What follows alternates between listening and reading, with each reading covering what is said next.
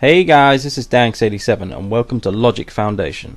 We're going to be talking about microchips in this video and all the ways that you can use them. Most people overlook them as just being a way to keep all your logic nice and neat. However, they are very powerful. Here we have a computer that when I went up to, it turned on and I'm now able to access the computer. Whereas when I'm further away from the computer will then turn off and I am no longer able to access any of its controls. I am able to achieve this by being able to turn on and off a controlinator. In here we have a light that I can dim. So I hold on to the bottom part and it will dim the light to 75%, and then again to 50, 25 and 0. So what we're going to do first is we're going to show you how the controls work. Now normally things will not have an on and off switch, such as sensors. They do not have an input for on and off, or controllinators. So what I do here is I make a block and then I make it completely invisible so you cannot see it in game. Then I put a microchip on it, and inside this microchip I place another microchip, and then furthermore inside that one I place our controllinator. This controllinator will be set to the nearest player to control. I then put an impact sensor into the first microchip we put down, and this is going to be set to allow touching and only for players. Then I simply put it into the bottom of the microchip. That then turns on and off the controllinator that couldn't before be turned on and off. So if I change the prompt to light on for R1 and light off for L1, and then I hook it up to say a light,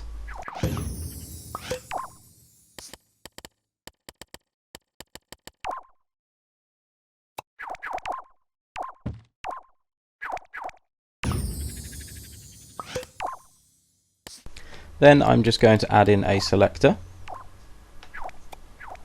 and I'm going to put the bottom port into the light. Then I'm going to put R1 into the inward port bottom, number 2, and L1 into number 1. As number 1 doesn't go anywhere, it'll effectively turn off the light. So now when I enter it, at the bottom will come up our prompt, light off and light on. I can then control the light while I'm inside the invisible block. If I move out of the invisible block, I no longer have control of the controllinator. Batteries are also another one that do not have on and off switches. They will only have an output. However, batteries can be very powerful to be used in your levels. So let's give it an on and off by using a microchip. We place the battery inside the microchip and then use some means of on and off. So just for this I'm going to use a selector. It will be on when port 1 is active, but actually when port 2 is active it will turn off that battery. So we'll have the second battery at only 50%. Then we'll hook it up to number 2. So now we have two different batteries with two different strengths and we can change between them. To demonstrate how useful this can be, I'm going to place down a block and I'm going to use a piston. Now normally pistons go in and out. However, with this we can determine exactly how far in and out our piston can go, and it can stop at multiple points. So we're going to make it have 0 all the way back, and we're going to make it go to 60. Then we are going to add in an OR gate into our microchip, and then each battery into the OR gate,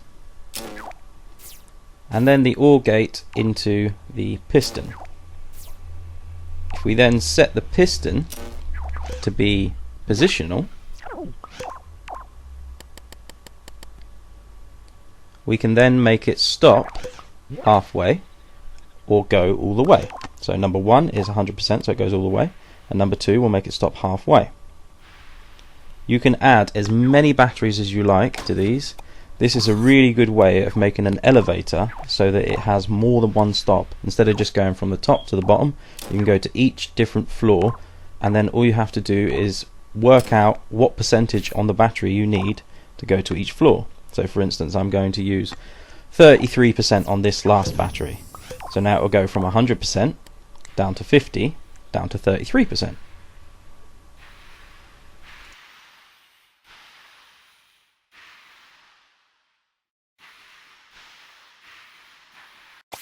You can also use microchips for conditions. So for instance, I'm going to have a player sensor. So if a player is in this range, the microchip that I'm just about to place on will become active.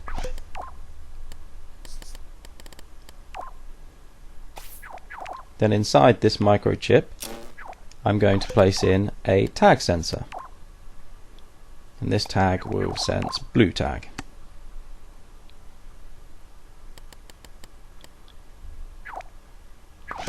And then I'm going to hook that up to a light.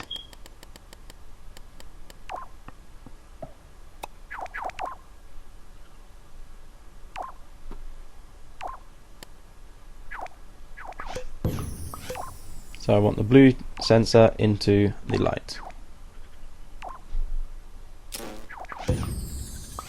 Now I'm going to place a piece of sponge with a blue tag on it.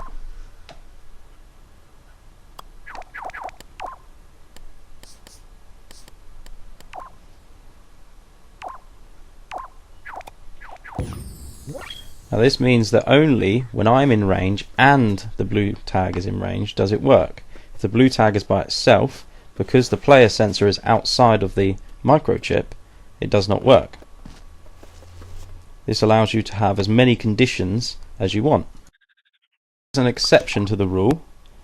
If there is a sequencer that is on loop for some reason or another, when you activate it once you're inside, so we're going to use our impact sensor, and we're going to make it touching and people, and we're going to connect it to the microchip. So while we're inside the block, the invisible block, and I activate the sound, it should work. However, when I come out of it, it should stop. But for some reason, sequencers on loop do not stop. They completely ignore an off signal inside a microchip. I don't know whether this is because they forgot to add it or whether it was intentional, but I don't find it very good because all other logic works apart from a sequencer on repeat.